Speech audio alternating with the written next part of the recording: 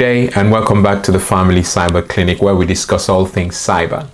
We also strive on this channel to highlight security threats that are lurking around us, especially on the internet.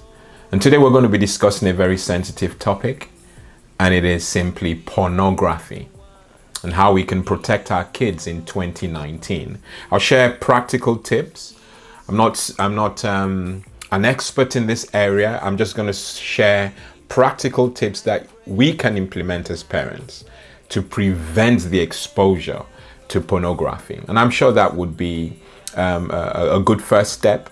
And of course, I'll discuss other things as we go along.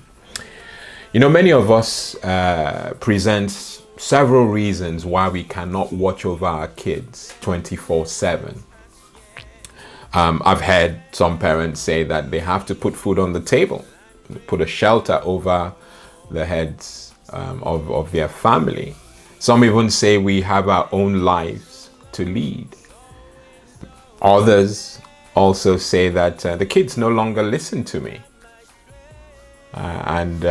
This one is common. I do not understand technology these days. You know, and it's sad. It is really sad that we're where we are. And I know that as parents, we can do a lot of things, you know, to prevent our kids from getting exposed to these things. And I'll share some parenting facts, ones that I believe will resonate with many of us who are on this platform and even those who are dropping by. You know, I don't know whether you've heard this said, but our kids didn't have a say into how they were going to come into this world or whether they would be born at all. You know, it was all us and our engagement with the Father. You know, parenting is a privilege and it carries a huge responsibility. No one promised you and I that it would be easy. And we've also heard that children are not for Christmas, they are for life. We cannot outsource parenting to schools, to the government, and God forbid, to the internet. You know, that's what most parents are doing. You know, we're just pushing them. Once they get to a certain age, we believe that it's somebody else's responsibility, but it couldn't be further from the truth. It is our God-given privilege to lead our children through life. We certainly shouldn't give up on them because we do not understand technology or we don't understand the internet. We should constantly seek knowledge so that we will be thoroughly equipped to assist them on their journey. You know, that's why this topic is so close to my heart. It took a while to decide whether to engage on this topic, but I believe that the platform is as real as it ought to be. We're engaging and touching on topics that will benefit you and I as parents. Okay, so it's very important to the clinic that we address this because we're losing our children to this evil. We are. Our children are getting addicted. Our children are getting distracted. Our children are getting harmed for life. And so it's important that we address things that will, as you know, the mandate of this channel, so that we take back control. When we lose them, if we lose them, we are planning via this channel to take back control. And so there's a lot we can do to prevent it. And let me set the scene. This is what informed this whole discussion, the choice for this week.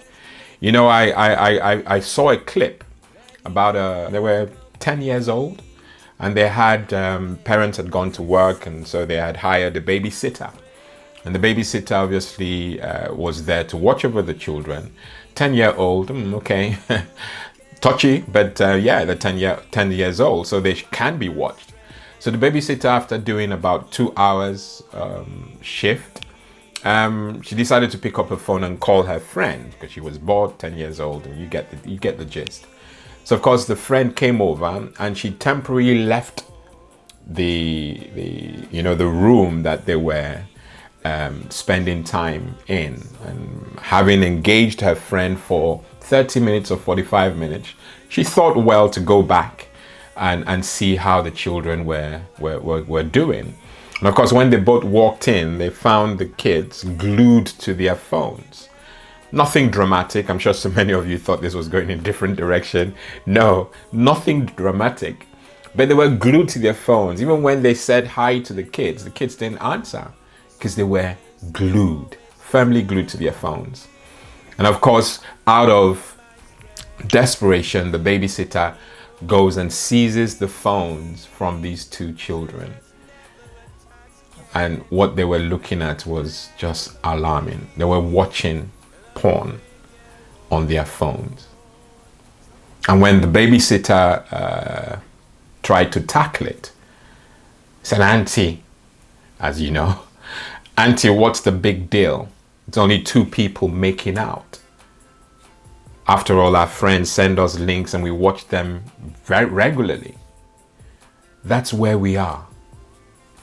Where to do those things, to watch pornography now is a norm for our young ones. They don't see, innocently, they don't see the error, the wrong. And that's the reality. It's happening now, and we've got to do something about it. That inspired the clinic, to do some research to help you and I prevent these things from happening. This in no way is the be all and end all. It is just a start. We've got to do something at all costs. We must also remember that we have to address this in a very healthy way that does not promote isolation or shame. We have to find a way to meet our kids who are engaged already, meet them where they are without forcing them into isolation due to shame. It is really important that we address this. As I said, I'm not an expert. I certainly can counsel. And if you need some advice on what to do, if for whatever reason your children have been exposed to this evil, please send an email to the address in the description, and we can chat privately, okay? But I'm going to share those tips. Before I do, those of you who are visiting the channel for the first time, you know what to do. Please subscribe to this channel. As I said, we spend a lot of time on this channel digging and looking out for things that will be beneficial to you. We upload content every week. So subscribe by clicking the button and click the bell so that you'll be alerted when new content is uploaded every week. Okay? Thank you. All right, so I'm going to share some tips that in no way exhaustive, but they are a guide.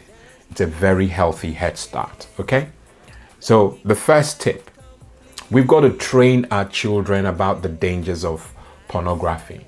Have intentional discussions about sex. Yeah, that's a taboo word. But unfortunately, it's no longer how it was in those days where indeed it was a taboo word. Now it's everywhere. So engaging them in a discussion about sex, is now vital. Because if you don't teach them, someone else is going to. It's no longer a taboo subject. Because what we find is that if we don't engage our children at home, they're going to go to school and take in whatever they're being taught. There's no point now being very angry about what they're being taught if we're not engaging them before that happens. So let's take this tip to heart. Let's maintain the right balance. We've got to teach them about all aspects of life and not just select those that are non-taboo like. Okay? The second tip is transparency. All through the videos I've uploaded already, I've already mentioned that transparency as it pertains to the internet and cybersecurity is vital. There has to be an open door policy. Our kids have to feel that they can come to us, and engage us in discussions that are somewhat private and touchy, that they will never feel judged by coming to us. They can't come and have a private room where they go and engage.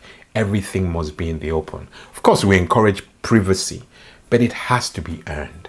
Okay, so transparency is our second tip. Okay, the third tip, we can block a lot of this filthy content that our kids get exposed to. You know, we can. And I've shared on videos, if you click the info card, you find a video on parental controls. We can create filters that prevent this content from coming in the first place. You know, we can. And if we put those in place, then our kids, as I've said all through, can browse freely without getting exposed to this filth. Okay? We can do that also at a very high level, or rather a low level in internet terms, at the broadband level, where we can actually prevent the content from coming in the first place. So let's invest the time. If we don't know how, as I said, I invest time in making things easy for you. So comment, send emails, ask questions, so I know exactly how to help you. Okay? All right. And then to some non-technical things that we can do that will help us along. We know about sleepovers. You know, if our kids are 10, 9, 11, whatever, you know, they're constantly saying, I want to go and sleep over at my friend's place. I want to do this. I want to do that. You know, I don't want to be a joy killer, you know, but I know that we have to do research as parents. We must know where they are going to. We must know the parents of the child they're going to go and sleep over with. And that's important, because if in your house you're strict and you have a certain way of engaging on the internet, it may not be the same in the house that they're going to go and sleep over. So they would have open season, you know, and do anything they want to do, you know, whilst visiting away from home. And that could damage all the work that you've invested in keeping them, strictly keeping them aligning with what will keep them healthy. So sleepovers they have their place, but you must do your research as a parent. Another tip, we've got to befriend our children if they have access to social media. I'm a fan, or I'm big on having access to social media when you are the right age, and whatever age they've mentioned, okay, it's a guide. You, the parent, should be able to know when they're ready. So let's assume that they now have access to social media. Befriend them. They shouldn't feel funny befriending you or accepting you as a friend, because they've got to be accountable. They've got to be accountable. And by befriending them, you get to see their content and you can comment without judging them, but you can help them on their journey. Now, the next tip is, it's one that I tried to deal with in the social engineering video, but I don't think I really went in as I wanted to. So I'm going to spend a little time here. I am aware that our kids feel that they're entitled to everything. So they don't like paying for videos. They don't like paying for films or games. And so they will look for ways to watch them free. And it burns my heart that this is rife in our time in 2019.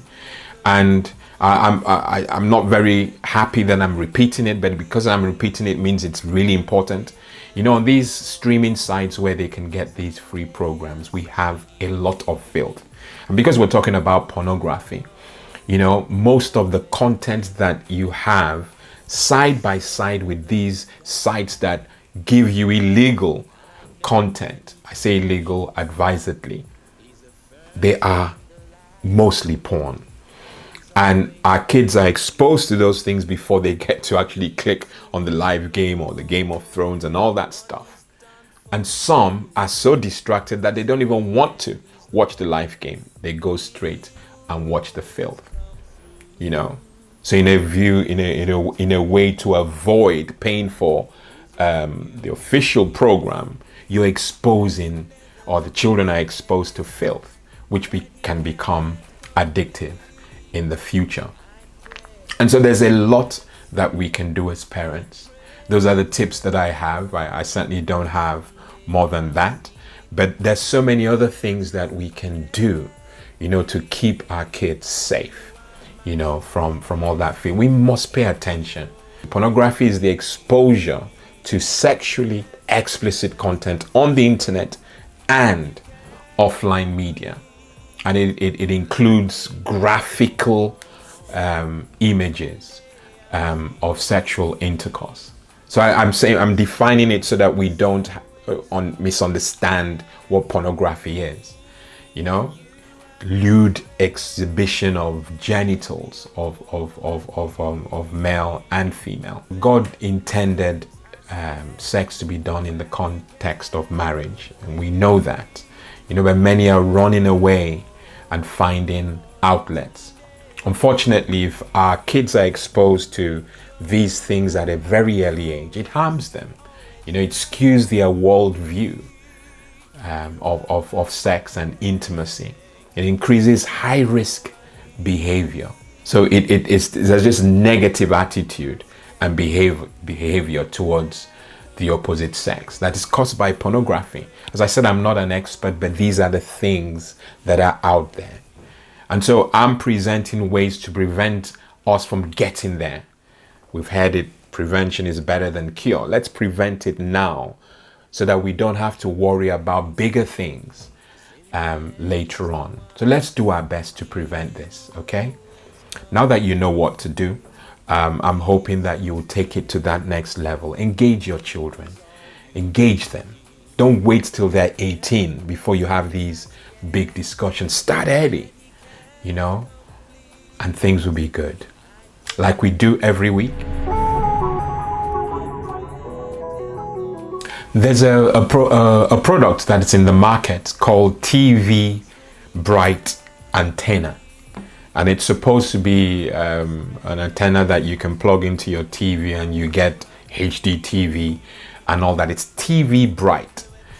Now, when the advert comes, and it comes on Facebook, and it mentions that in the Dragon's Den, that program that where guys, the millionaires, try to invest in new products that people have, and they want support. And you see the advert is so convincing that, it's gone through Dragon's Den, and the guys at Dragon's Den were so happy and pleased with the invention, and then the Dragon Den narrative finishes, and they now show you how it's plugged in and all that. And it's so cheap. It's a way to get HD TV without investing too much. It is a scam. A scam. Don't click through and go and pay your money. From the experiences I've seen online, you won't get your product in time, and when you get your product, it's nothing other than free. What's that thing they call free view? That's all it is. It's not doing anything for you, So it's a scam, and that was a news highlight in the past week.